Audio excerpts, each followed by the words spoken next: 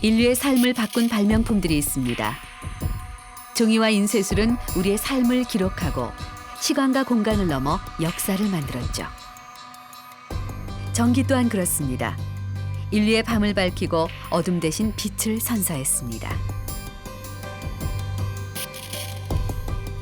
새처럼 하늘을 날아 미지의 땅으로 가고 싶었던 인간의 원초적 욕망은 비행기가 있어 실현됐죠. 컴퓨터의 발명도 우리의 삶을 송두리째 흔들었습니다. 그 어떤 것들보다 강렬하게 사람들을 매혹시키고 세상을 변화시켰죠. 컴퓨터의 진화는 놀랍도록 빨랐습니다. 인간 고유의 영역까지 들어와 마치 인간처럼 진화해가고 있으니까요.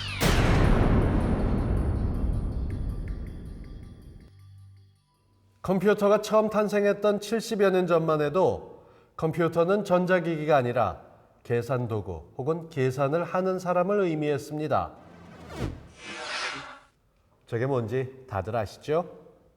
30, 40대 이상 분들에게는 유년 시절을 떠올리게 하는 추억의 물건인데요. 바로 주판입니다. 이 주판이 컴퓨터가 등장하기 전 수천 년 동안 쓰인 가장 친근한 계산 도구였습니다. 기원전 2400년경 바빌로니아에서 첫 선을 보인 후 주판은 최근까지 사용된 인류 최초의 계산 도구였죠. 역사는 바로 이 주판을 컴퓨터의 전신이라고 공식 인정하고 있습니다.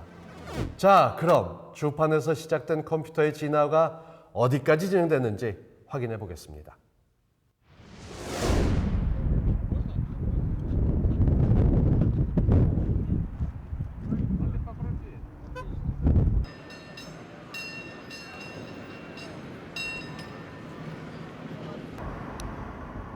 미국 샌프란시스코에서 남쪽으로 30분 떨어져 있는 마운틴 뷰.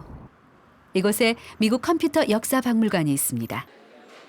일반 관람객뿐 아니라 컴퓨터 관련 직종에 있는 사람들이라면 꼭 한 번은 들르는 곳이죠.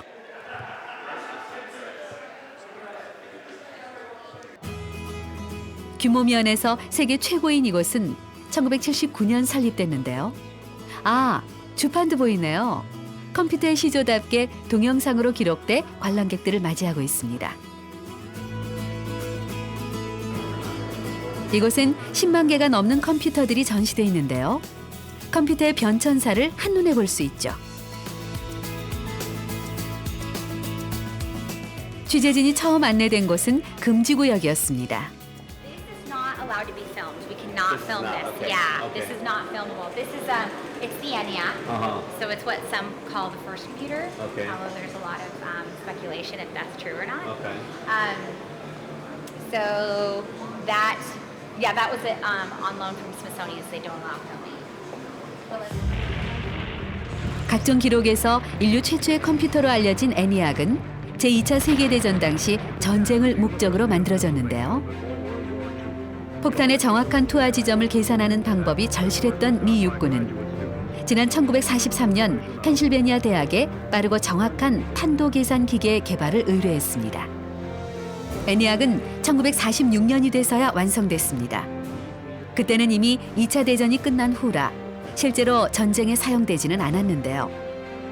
인류 최초의 전자식 컴퓨터로 알려져 온 ENIAC은 그 최초라는 타이틀 때문에 늘 논란의 대상이 됐습니다.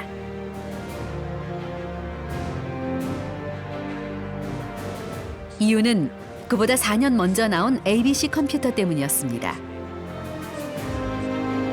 지난 1939년 미국 아이오와 주립대학의 존 아타나소프 교수는 복잡한 수학 문제를 빨리 푸는 방법을 찾다가 제자였던 클리포드 베리와 함께 연립방정식을 푸는 컴퓨터 개발에 착수하는데 그것이 바로 1942년에 완성된 최초의 전자식 컴퓨터 ABC입니다.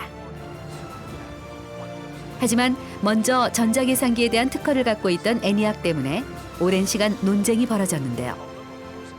수십 년간 논란이 계속되자 미국 법원은 1973년 ENIAC의 특허 관리를 무효화시키고 ABC 컴퓨터에 손을 들어주죠. 하지만 논란은 지금도 계속되고 있습니다. 컴퓨터의 대중화는 개인용 컴퓨터에서 비롯됐습니다.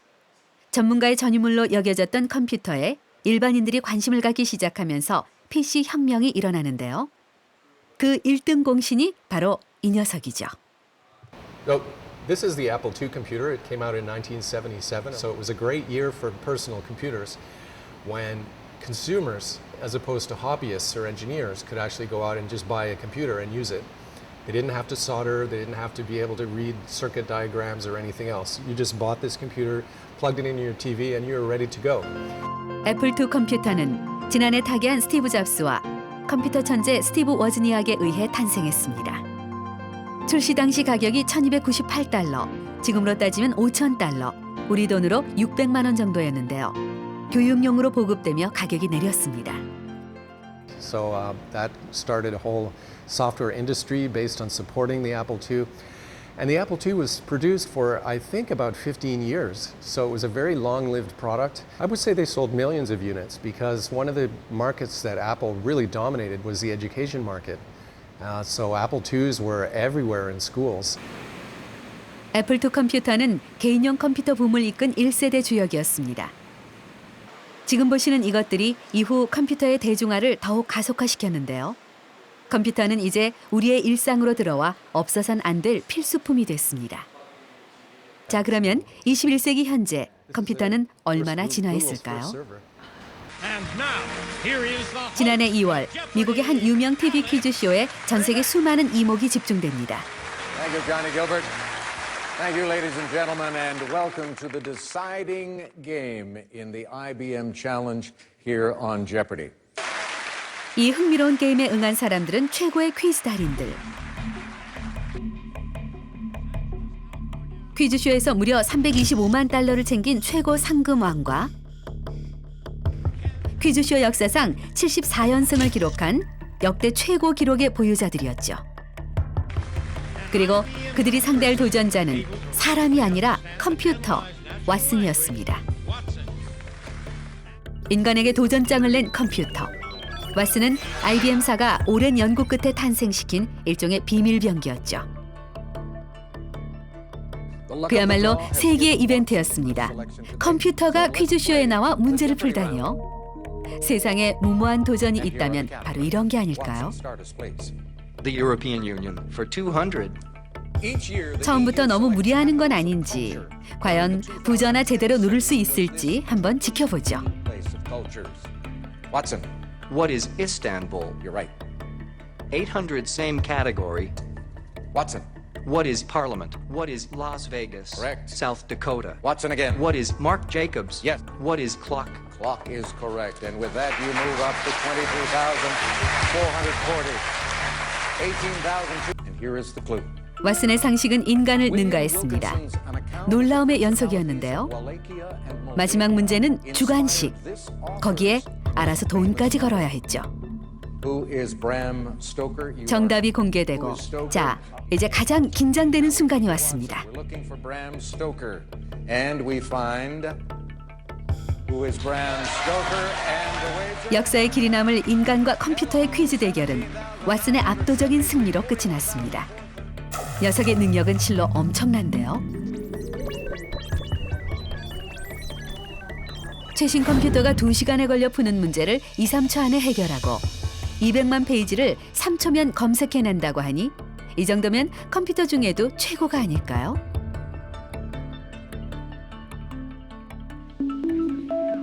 사실 왓슨 이전에도 세계를 놀라게 한 슈퍼컴퓨터들이 있었습니다. 지난 1997년 슈퍼컴퓨터 딥블루는 당시 세계 최고의 체스 챔피언을 상대로 세계의 대결을 벌여 승리를 거뒀는데요. 인간과 달리 육체적 한계를 느끼지 않기 때문에 시간이 오래 걸리는 체스 경기에선 당연히 컴퓨터가 유리하지만 입력되지 않은 경우의 수나 변수가 발생하면 대응하지 못하기도 하죠. 하지만 왓슨은 달랐습니다. 왓슨이 남다른 이유는 인간의 자연어를 알아듣는 데 있습니다. 가령 비가 오네라고 하면 다른 컴퓨터들은 단어 자체만 받아들입니다. 하지만 왓슨은 비가 온다라고 하면 나뭇잎이나 땅이 젖는 것까지 연상할 수 있죠. 인간의 자연어는 우리가 일상적으로 사용하는 언어를 말합니다. 그 자연어에는 말하는 사람 특유의 어조나 뉘앙스, 의도 등이 담겨 있죠. 똑같은 말이라도 어떻게 하느냐에 따라 같은 말도 다르게 해석되기 때문에 인간은 상대방의 말을 듣고 다음 행동을 유추할 수 있죠. 그런데 인간만이 가능한 그 능력을 바로 왓슨은 가지고 있습니다. 음성 인식이 아니고 자연어 처리라는 거는 그 뒤에 있는 문화라든지 여러 그 생활 습관이라든지 이런 걸 이해해야 되기 때문에 그 세상에 많이 흩어져 있는 그 데이터로부터 지식을 만들고 그 지식을 1, 2초 만에 음성 인식해서 이해해서 그 결과를 줄 수 있는 그건 굉장히 놀라운 기술이죠. 왓슨은 오직 인간만이 가능했던 영역에 발을 담갔습니다. 인간처럼 사고하는 컴퓨터의 출현. 과연 이 사실이 의미하는 건 무엇일까요?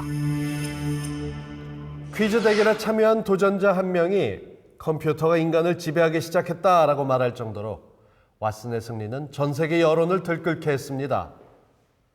하지만 단지 컴퓨터가 사람보다 버전을 빠르게 누르는 것뿐이다라는 등의 부정적인 의견도 만만치 않았는데요. 왓슨의 승리를 인정하든 안 하든 간에 인간의 자연어를 알아듣고 주관식 문제에는 알아서 돈까지 베팅하는 컴퓨터의 등장은 솔직히 충격적이었습니다. 이렇게 왓슨의 등장을 두고 전 세계가 흥분하고 있을 때 뉴욕타임스에서 의미심장한 기사가 발표되는데요. 왓슨, Artificial Intelligence vs. Intelligence Augmentation. 기사는 왓슨의 승리로 인공지능이 인간의 지능을 대체할 것인지 아니면 인간 지능을 향상시키는 데 그칠 것인지에 대한 시각을 공론화시켰습니다. 자, 그런데 여기에는 우리가 주목해야 할 것이 있습니다. 컴퓨터가 인공지능을 갖추기 시작했다는 것, 그리고 그 인공지능이라는 것이 최근 컴퓨터의 진화에서 가장 뜨거운 이슈라는 사실이죠.